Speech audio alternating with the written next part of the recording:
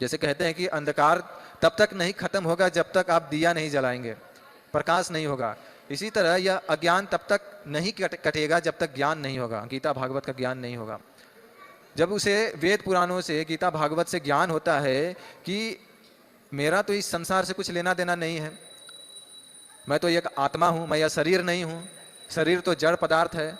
भूमि रापनलो वायु खम मनो बुद्धि एव च, पृथ्वी जल अग्नि वायु आकाश मन बुद्धि अहंकार, इन 8 तत्वों से बना यह शरीर है, ये भौतिक पदार्थों से बना यह शरीर है।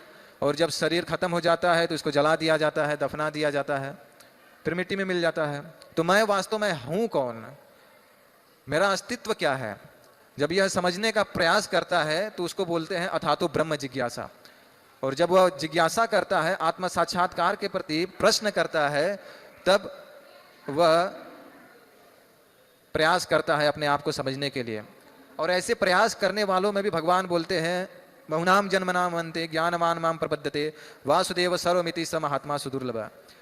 अनेक अनेक जन्म जन्मांतरों के बाद जिसे सचमुच का ज्ञान होता है कि वासुदेव कृष्ण ही समस्त कारणों के कारण है, वह ऐसा जानकर मेरी शरण में आता है और मेरी भक्ति करता है।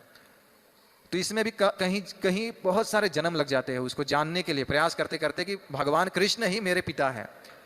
बहुत लोग प्रयास करते हैं तो ब्रह्म ज्योति तक पहुंच पाते हैं, बोलते हैं भगवान निराकार है। बहुत लोग प्रयास करते हैं तो किसी बाबा के यहाँ चले जाते हैं, भटक जाते हैं। तो ऐसे अनेक प्रयास करने वालों में से कोई विरला ही होता है जो भगवान कृष्ण के पास आता है और भगवान कृष्ण की भक्ति करता है।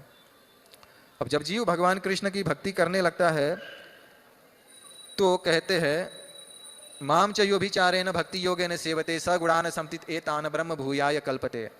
भगवान कृष्ण कहते हैं जब जीव मेरी भक्ति करना शुरू करता है तो वह इन 3 गुणों को लांग जाता है, सतोगुण रजोगुण तमोगुण।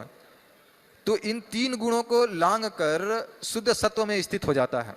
और जब वह शुद्ध सत्व में स्थित हो जाता है तो उस समय वह ब्रह्मभूत अवस्था को प्राप्त हो जाता है और मेरे धाम को प्राप्त करता है इस शरीर को छोड़ने के बाद।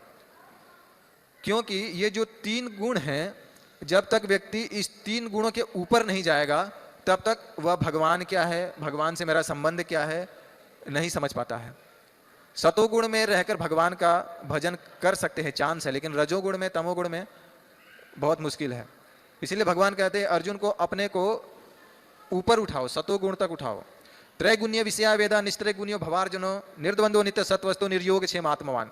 हे अर्जुन, प्रकृति वेदों में मुख्यतः 3 गुणों का वर्णन हुआ है। इन 3 गुणों से ऊपर उठो। भगवान बोलते हैं इन 3 गुणों से ऊपर उठकर मेरा भजन करो, मेरी भक्ति करो, तब तुम समझ पाओगे कि मैं कौन हूं और मेरे साथ तुम्हारा संबंध क्या है।